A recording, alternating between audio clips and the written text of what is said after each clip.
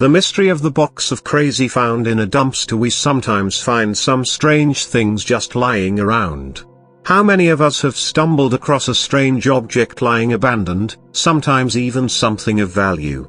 These are the little discoveries that pop into our lives from time to time, and mostly we just shrug our shoulders and get on with our day.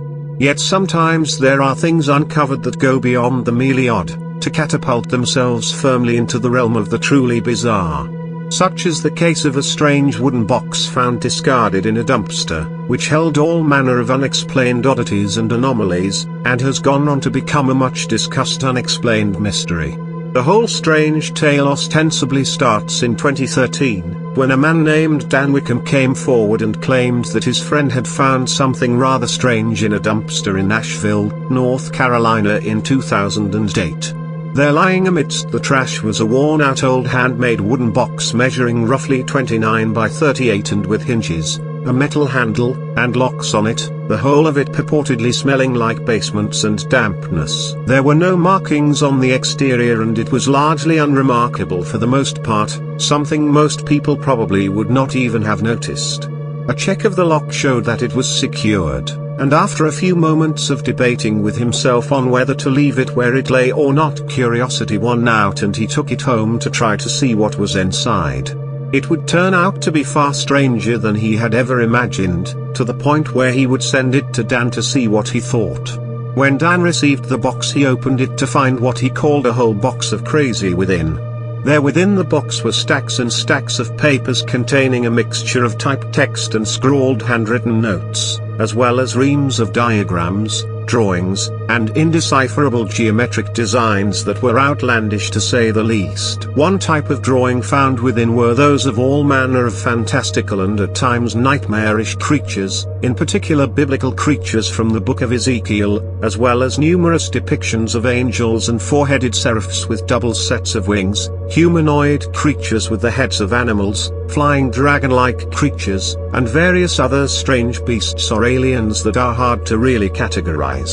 There are also sketches of nude people and other things, and while most of it displays great artistic skill in a variety of styles, there are also childish scribbles and stick figures scattered about. There were also many drawings of what appear to be aliens and UFOs, sometimes mashed up with all of the religious imagery and the menagerie of monsters, as well as numerous diagrams and schematics of strange flying machines and other various contraptions, such as a special railroad application roller bearing with a handwritten note designating it as able to withstand a considerable axial load, turbojets, holograms, retractable spotlights, and more, many ahead of their time and all showing a surprising level of technological and engineering know-how.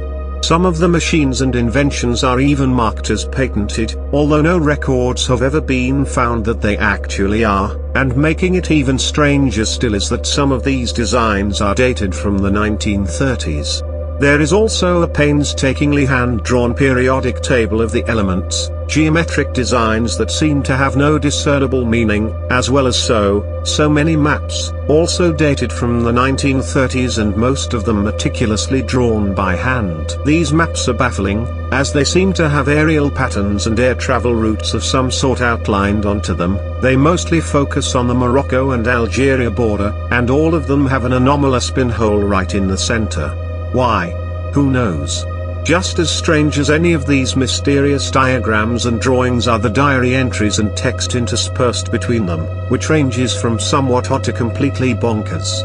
At one point there is a thick stack of documents about a UFO sighting and study conducted by the Aerial Phenomenon Research Organization, after which the writer describes in scrawled handwriting a sighting of a UFO he had in 1977 outside of Tampa, Florida, accompanied by a sketch of a UFO and a tornado entitled Touchdown of the Tampa Bay Tornado. There are other supposed encounters with UFOs and aliens through the 1960s and 70s to be found, as well as rambling musings and reflections on the writer's beliefs on religion, UFOs, astral projection, and strange weather patterns, and it is all rather perplexing, even more so because no one has any idea who the artist and writer is except for a few pages signed with the name Daniel Christiansen. You can see a bunch of pages from the box here.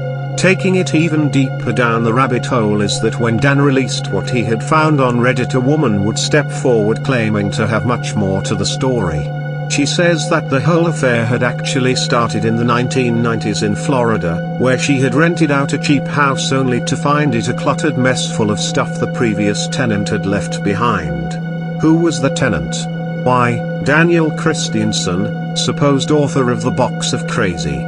Christiansen apparently left the place in quite a state. As Dark Matter News explains, she described Daniel Christiansen's home to me as filthy, cluttered, and strange to say the least. In the living room there was just one single desk sitting alone with no other furniture around.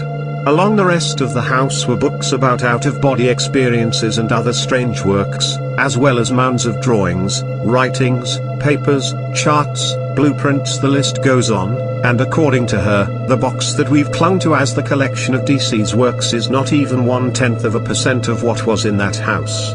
The woman says that among all of the utter bizarreness in that house was that wooden box sitting out in the garbage outside, and she weaves a weird tale indeed.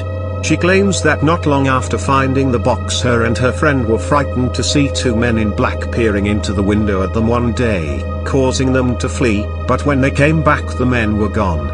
She says she threw the case away out of fear, but explains that some her friends secretly kept it. Dark Matter News says of this, fast forward several years later and she walks into a friend of hers' home and freezes upon the sight of one of DC's paintings hanging on the wall. In her shock, her friend explains how he got it when some bodies were throwing things out of this crazy guy's house. Upon finding out that she was the original owner, the friend gives the box and some other contents back to her, so the box found its way back to her. Now older and less afraid, her and her husband took more time to figure out what these things were.